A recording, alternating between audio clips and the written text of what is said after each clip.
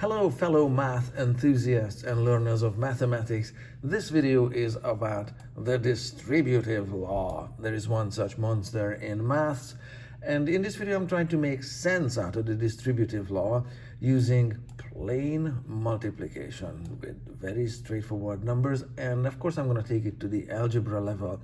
Now the type of multiplication is going to be the area model of multiplication, and just to get you an idea what this means, here is an example of it.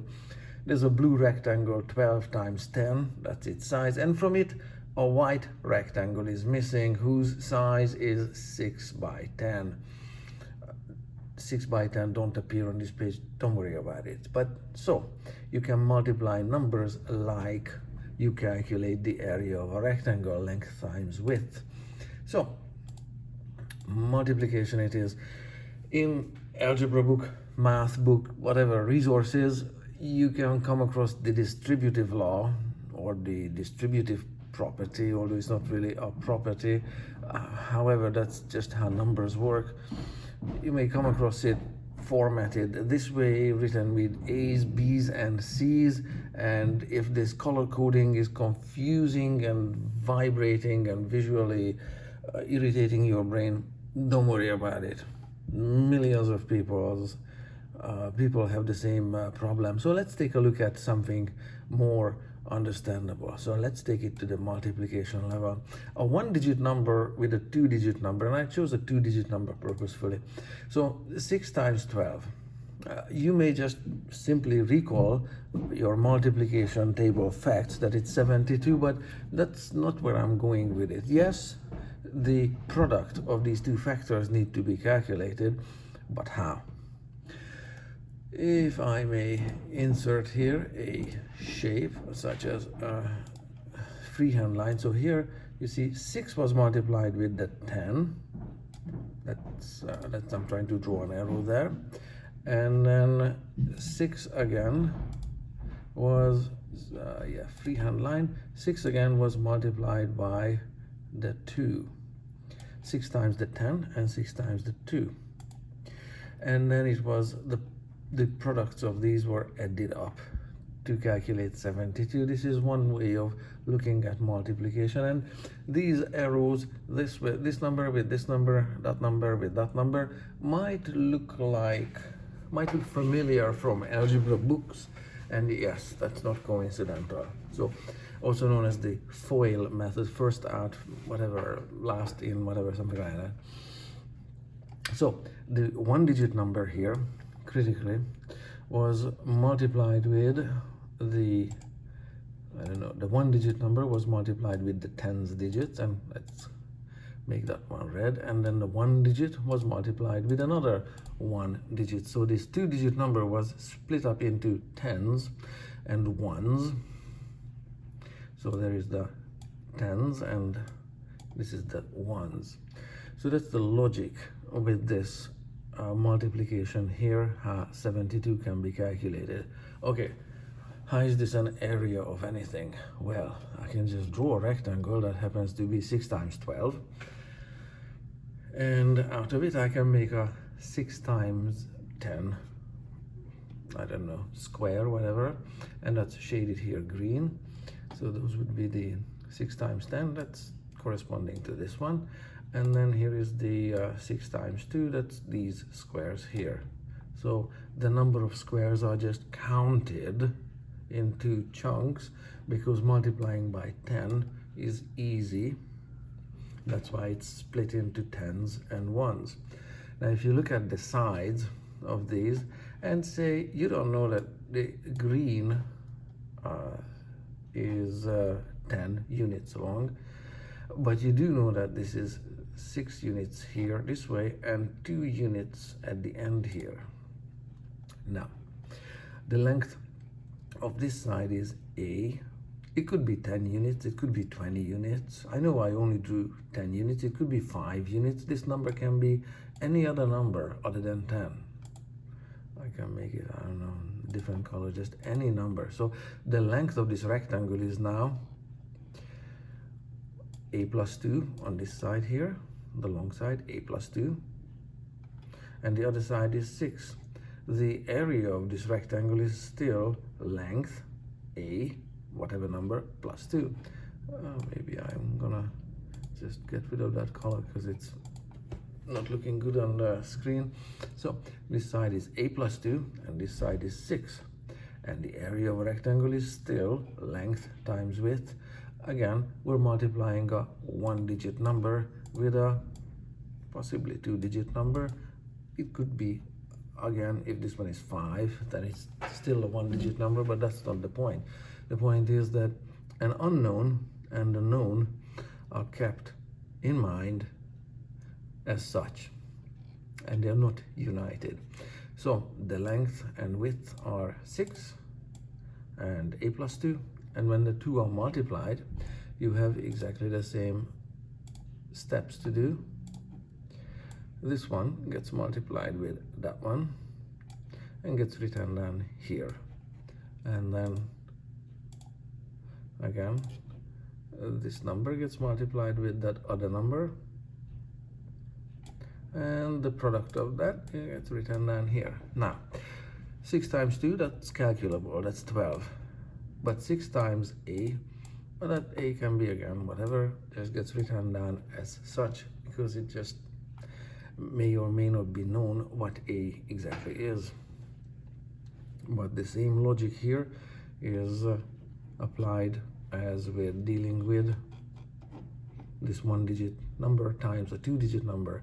So how is this the distributive law? Look at it. Look at this first line here.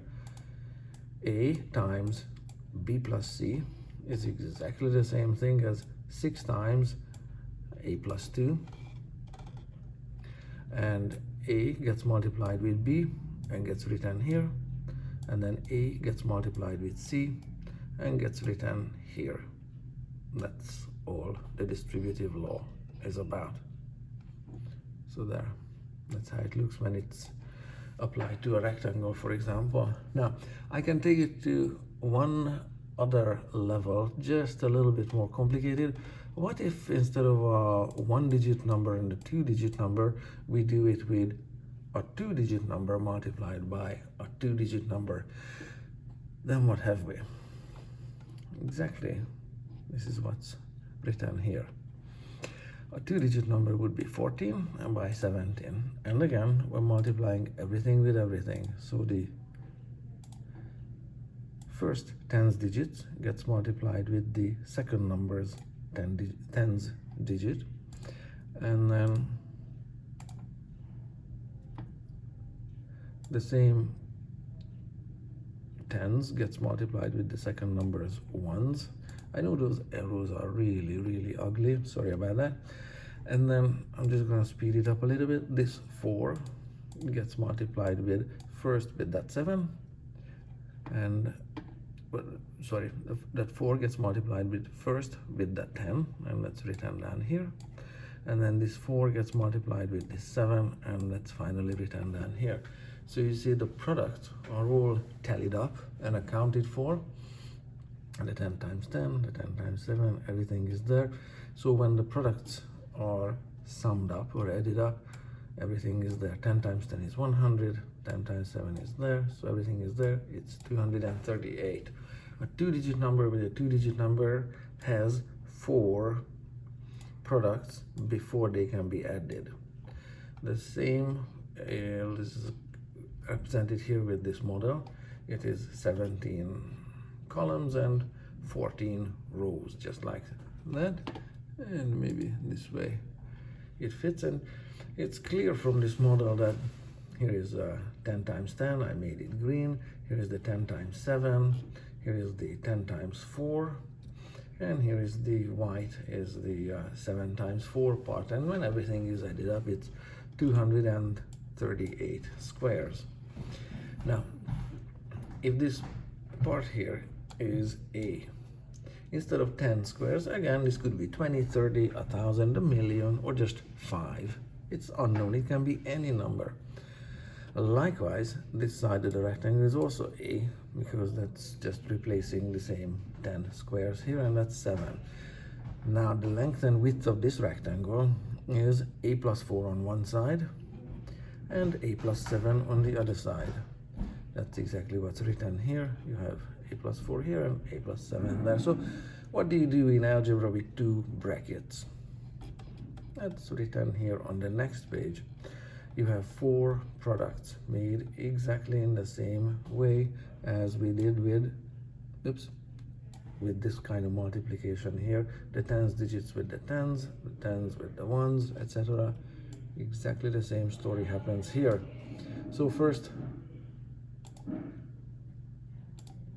A gets multiplied with A, and sorry about that, and their product, I don't know what happened to that line, it was here, okay, and it's written down here, A times A.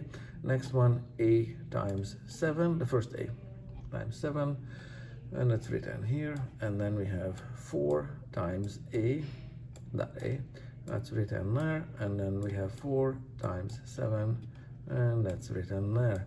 And when all of these are added up, what we can say here is A times A is A squared.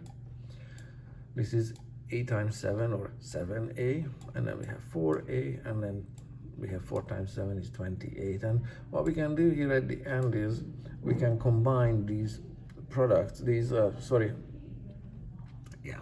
products which are like terms, combine them into 11A, and now you have what's known a trinomial. Nope, I'm not swearing at you. Trinomial is a thing in math. That's its name. It's got 3 terms to it: a number squared, the product of another something, and then the product of another something.